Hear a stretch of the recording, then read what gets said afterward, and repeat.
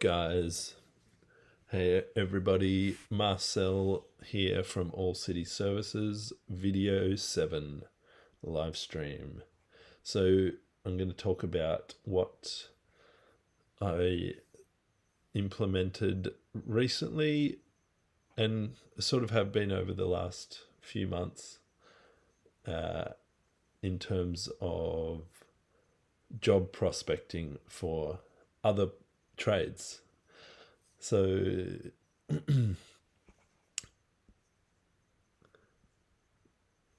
what have we got here? Let me have a look here, one sec.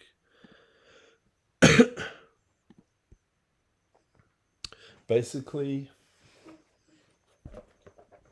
I'll get into that soon. But for now, let's start with the regular bits and pieces. So I'm still working out, still coming to terms with the video structure. So I'll sort of try and keep the same structure each video, and then add in a lesson, sprinkle in a lesson towards the end or the middle, whatever.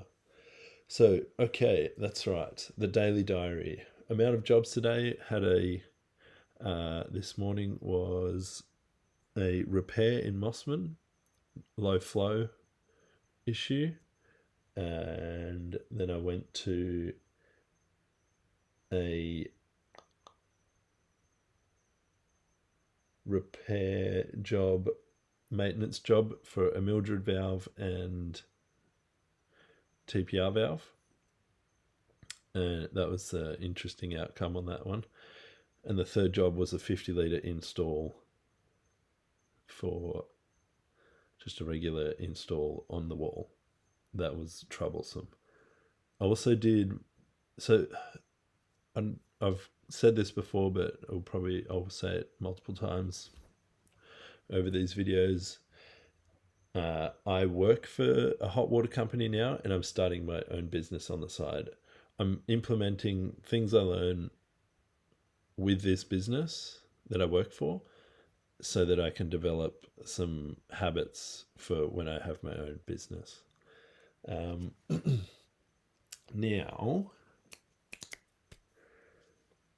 where were we? Oh, late start today. Yeah, so that's 3 jobs. 2 repairs and 1 install. The repair this morning was a low flow issue on a 10-year-old ream, and I've seen this more than once. It's interesting because when you do something over and over and over and over again, I've heard a story of a guy who's like done a ton of cold calls. He's like a sales guy for a marketing agency, and he's like made thousands of calls, and he can tell when whether or not he's going to get a sale just based on the way that people answer the phone. So it's like some sort of observation that is made and an intuition based on multiple repetitions. And he's got a feedback loop of when someone talks in this tone, that I may or may not get the sale, like depending on whatever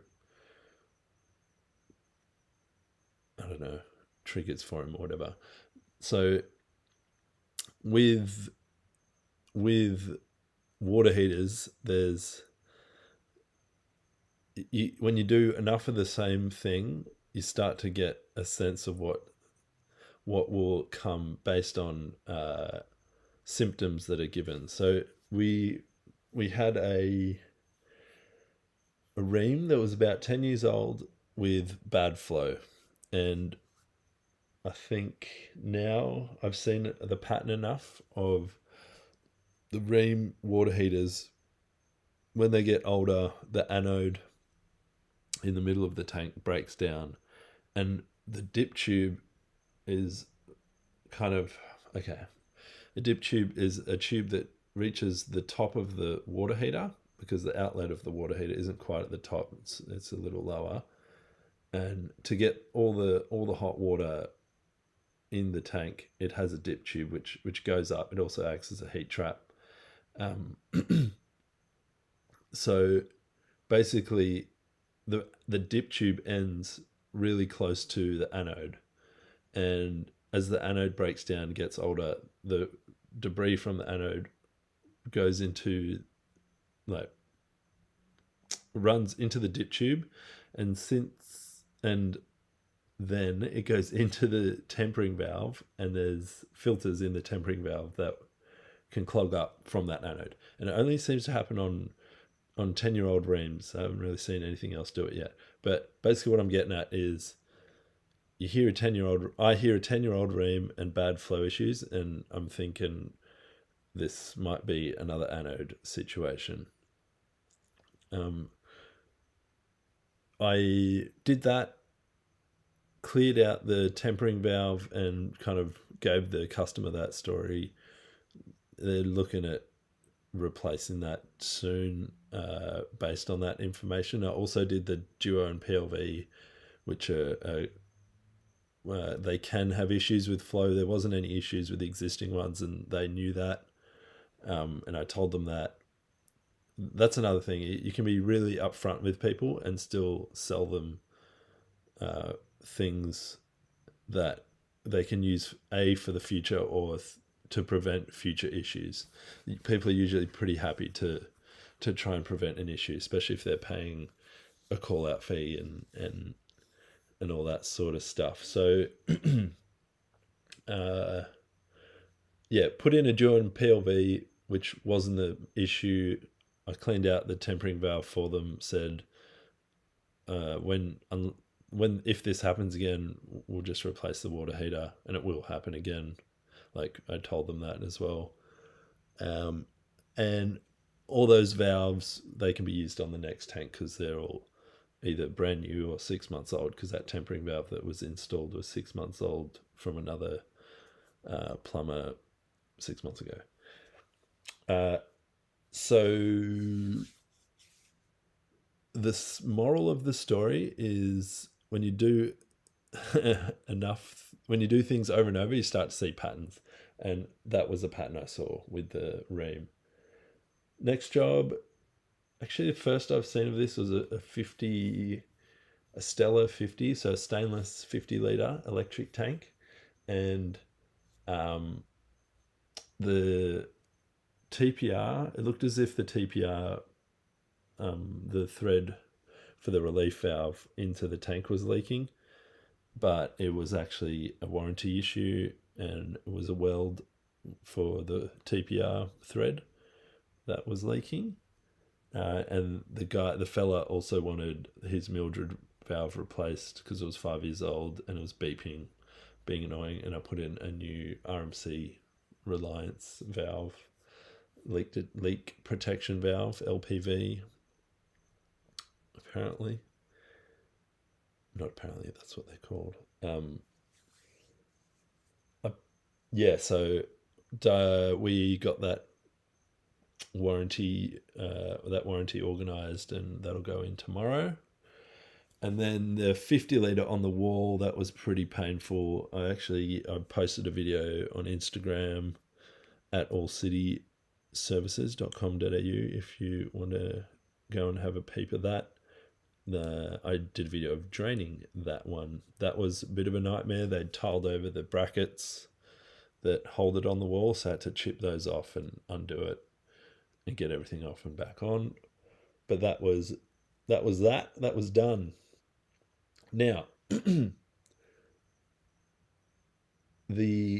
got here that I'll note the cost of each job, but it's probably a bit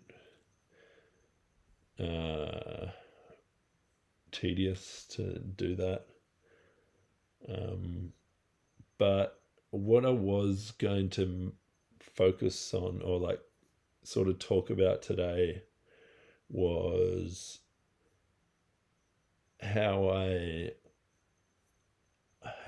it's not really. So I found a good way, when you post more and interact more on social media,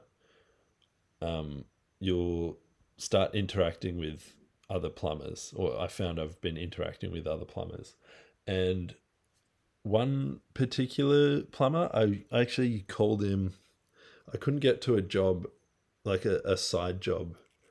It was an emergency. I couldn't get to it. The customer, I'm not sure actually where he got my number from.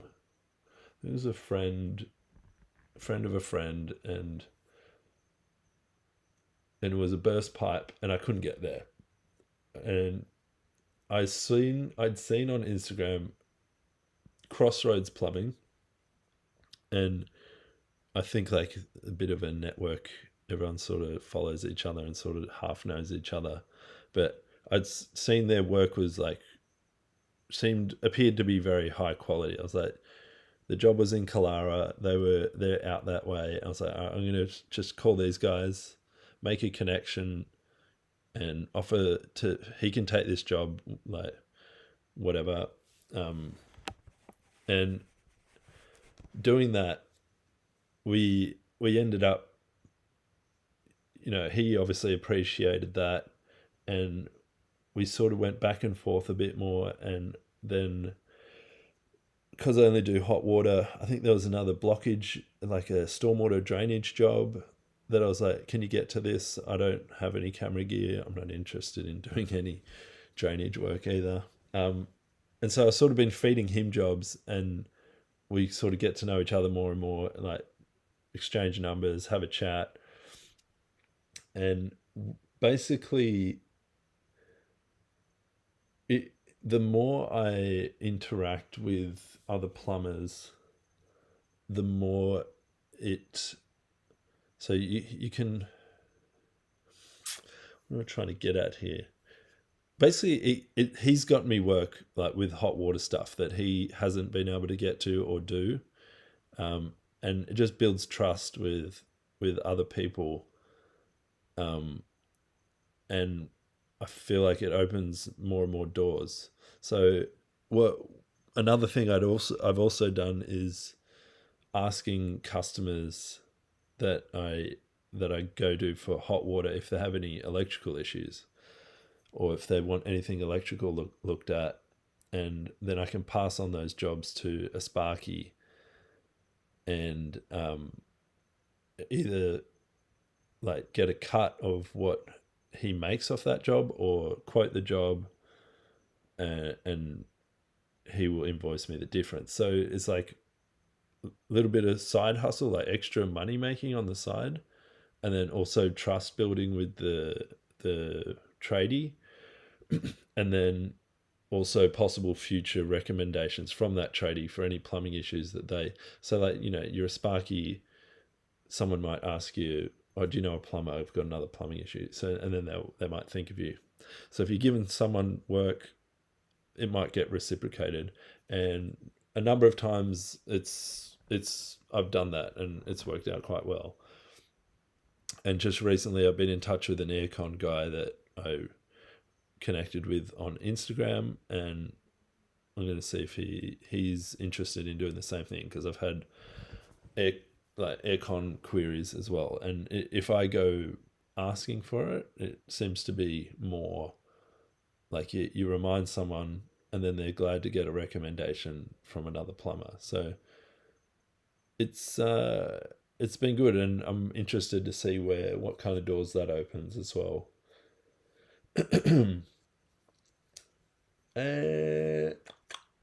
All right, that's enough yapping for now. Do some stats. That was another thing I want to do regularly. YouTube stats. Let's do a little crossfade here. Boing. Oh.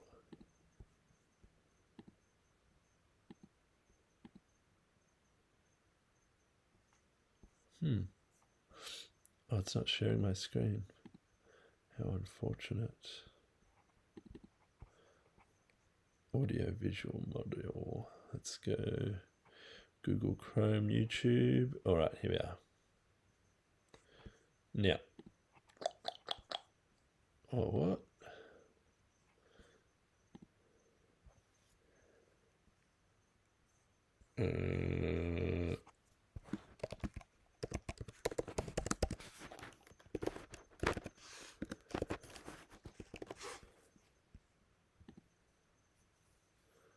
hang in there.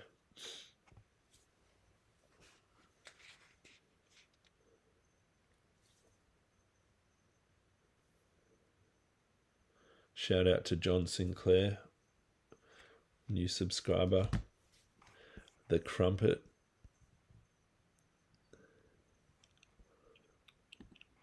Now, view my channel.